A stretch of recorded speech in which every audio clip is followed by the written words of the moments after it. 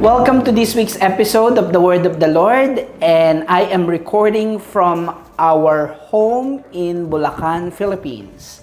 And today I have a very special privilege to share with you an interview of my very own mother, Mrs. Rosalia Tolentino. My production staff gave me an idea to interview my mom as she celebrates her 91st birthday this year. Because my mother may be speaking in our native language, we will be providing translation below. Thank you. Welcome, Nanay.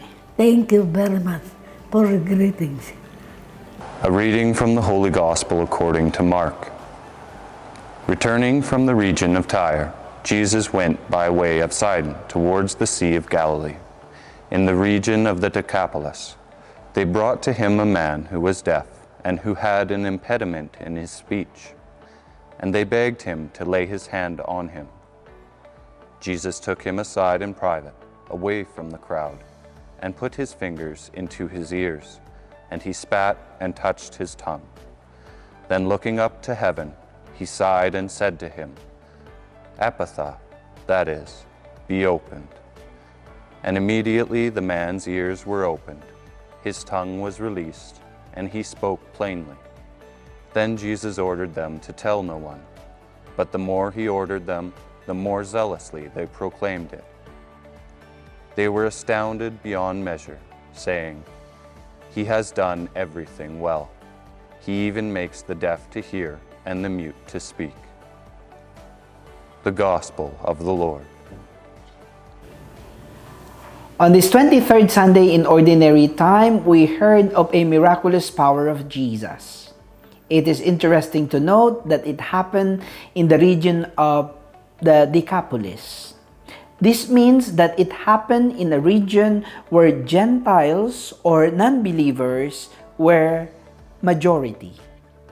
This communicates to us something great about the mission of Jesus.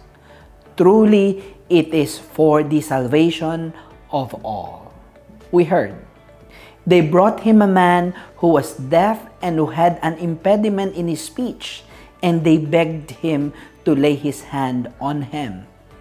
First, before we look at how Jesus healed the man, we focus our attention to those people who brought the man who was deaf and mute to Jesus.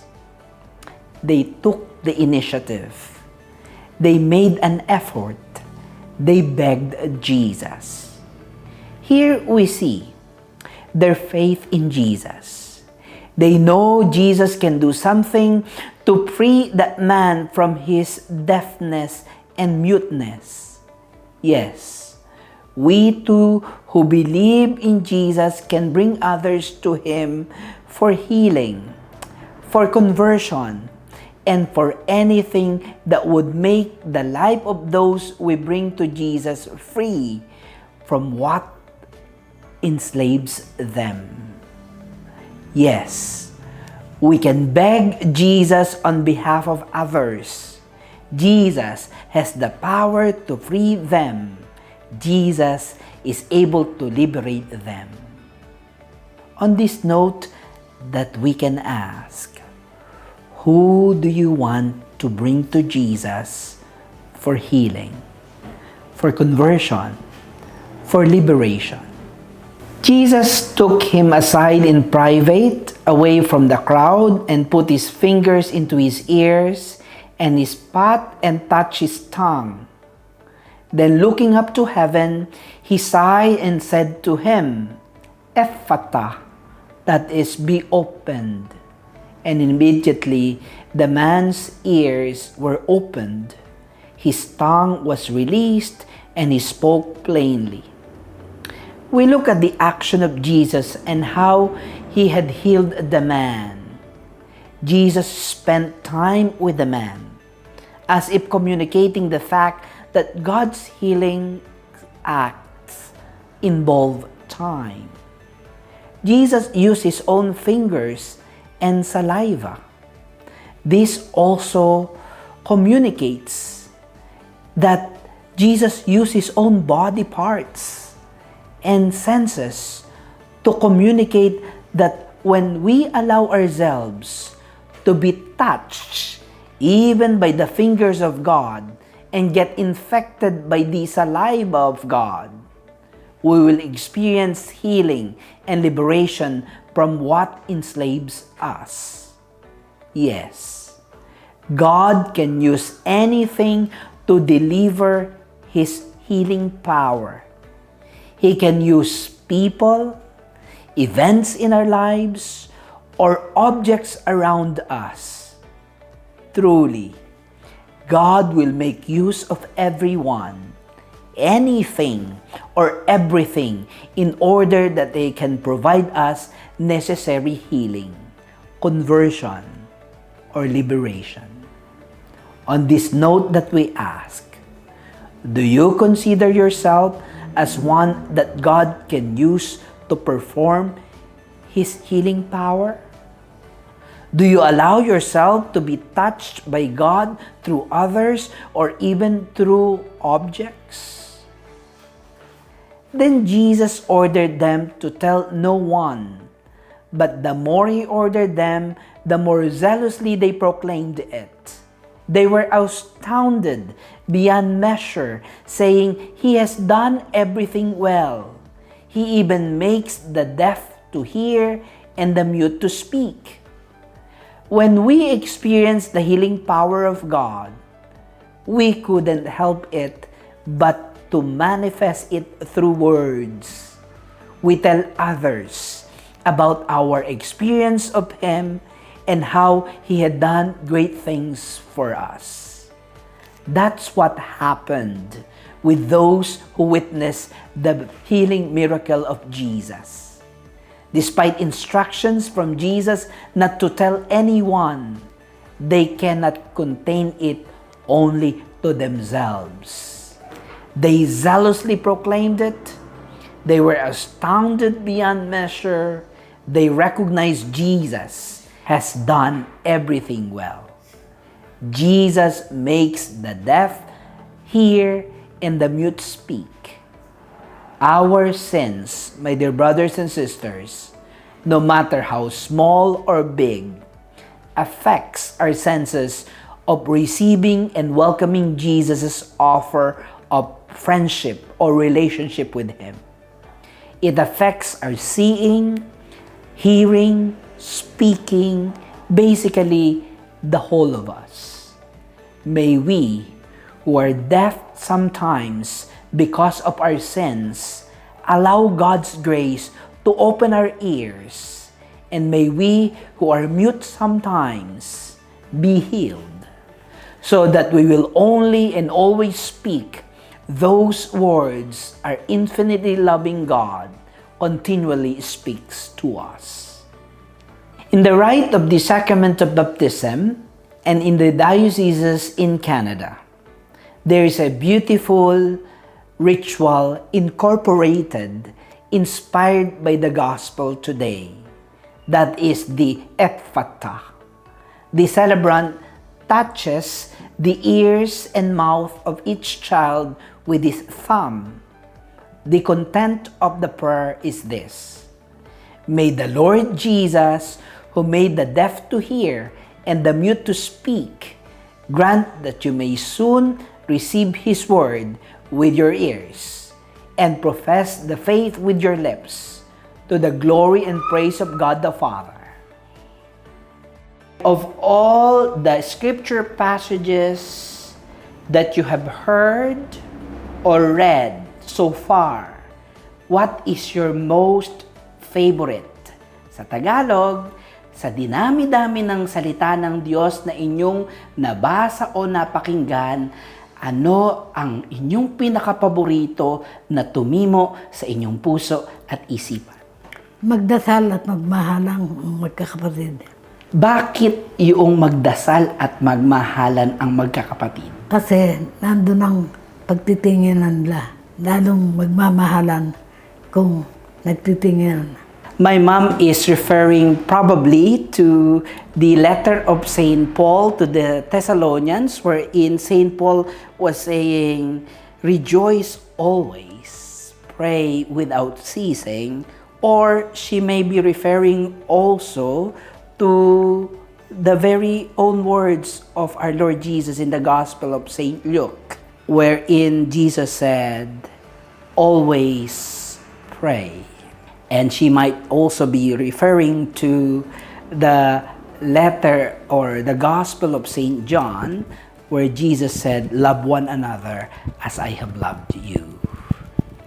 Ano ang laman ng panalangin ng isang 91-year-old person? Or in English, what is the content of the prayer of a 91-year-old person? Ang aking panalangin, mabigyan pa ako ng mahabang buhay na masaksihan ko ang mga anak kong magsama-sama ng mabuti para pagpalain sila ng Panginoon. Gaano kayo kadalas magdasal? Or how often do you pray? Nagdadasal ako bago ako matulog at pagkagising, bago ako tumayo.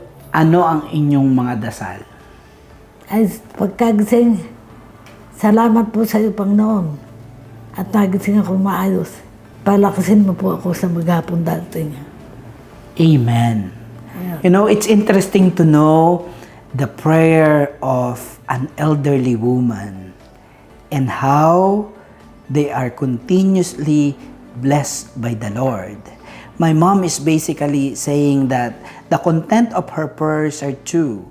First, a continued blessing for long life, but not just long life, rather a quality life, a life full of health and energy.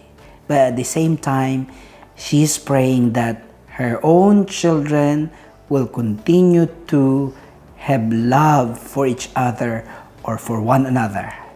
And she's also saying that she pray always, and she pray in the evening and in the morning to give praise and thanksgiving to God for the gift of life. Kung mayroon kayong mga salita o mensahe na gustong sabihin sa inyong mga mahal sa buhay o mga nakakakilala sa inyo, ano yon? If you have any words of wisdom or message to your friends, especially to your family, what will be it? Ang masasabi ko, lalo sa mga anak ko, magmahalan sila at magtingin ng mabubuti. At isang pandagdag pampahabang buhay kung nagkakasama-sama. Nagkakasama-sama. Tama ng maayos. Ng maayos. Mayroon pa ba kayong nais idagdag? Do you have any other words that you want to say? Magmahalan sila. Sinong sila? Ang aking mga anak. At sa mga tao namang nakakilala sa akin, maisip sana kung minsan nasasabi ko rin ang mga salitang mabuti. Gaya ng manalangin tayo palagi at naumasa tayo pagpapalain. Hindi tayo pababayaan ng ng Panginoon. Amen. Ano ang nagpapasaya sa aking nanay ngayon? What brings joy to my mom these days? Nabubuhay ako ng payapa dahil ang mga anak ko, pag meron akong pinagbilin, hindi pwedeng hindi bibilin at nasusunod ang aking gusto. Kung mayroon kayong iiwan sa mundong ito, if you are going to leave something in this world, ano yon? What would be it? Ang masasabi ko lang ay maalala sana na ang bilin ko, magmahalan silang lahat at magtinginan. Ang aking mga anak. Nang sa gayon, maisip nila yung aking sinasabi. This is a very tough question, Nanay, but I'm going to ask it. Ito'y mahirap na katanungan, pero itatanong ko pa rin. Sa panahong kayo'y lilisan sa mundong ito, paano ninyo kayo nais maalala ng mga tao? How do you like to be remembered by those people who love you? Maaaring matanong mga inang tao, napakarami kang anak sa Tuseng. Nabuhay na lahat, nakapag-aral pa. At sa ngayon, marami nga pumupuna. Bata ko nakapagpa-aral ka ng pare. Nakatapos ng marsing isang anak ko. Lahat naman sila ay natuto ng mamuhay ng tama. At lahat naman ng anak ko, marunong maghanap buhay. Yan ay isang halimbawa na naibigay ko sa kanilang. Kung ano nakita nila sa akin, sila nang ginagaya. Ang maghanap buhay, kasi habang panahon ako naghanap buhay, bu't maliit ang mga anak ko. Hanggang sa tumanda, hanggang makatapos, talagang itinagod kong makatapos silang pareho. Isang nurse at isang pare. Sa ngayon, pinakikinabangan ko ang aking pinaghirapan.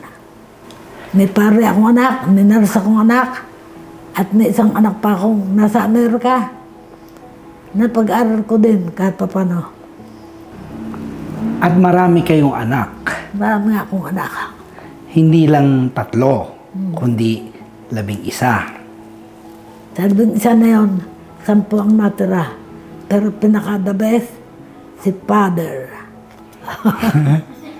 May kasama pang pambubola to. Ito. Sige lang. As you can see, I am speechless in my interview with my mom. You know, what can you say before a 91-year-old mother except to listen to her own wisdom that she wants to impart to this world? All I can say, Nanay, is I love you and we love you and we will be here for you to care for you forever. Thank you, Father. Sa mga anak ko, mahal ko kayong lahat. Thank you, Nay. Love you.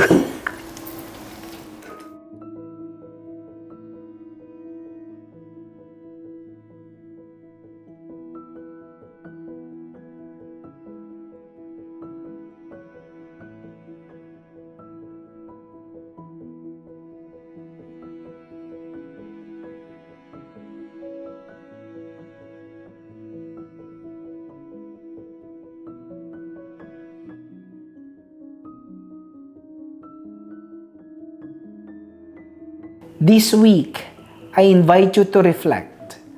What are the areas of your life where there is a stumbling block to really welcome Jesus and the relationship He offers? Humbly ask Him to touch you so that you too will experience the healing He offered the deaf and mute in the gospel.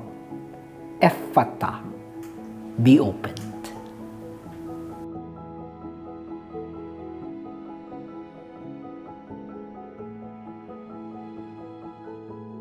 Thank you.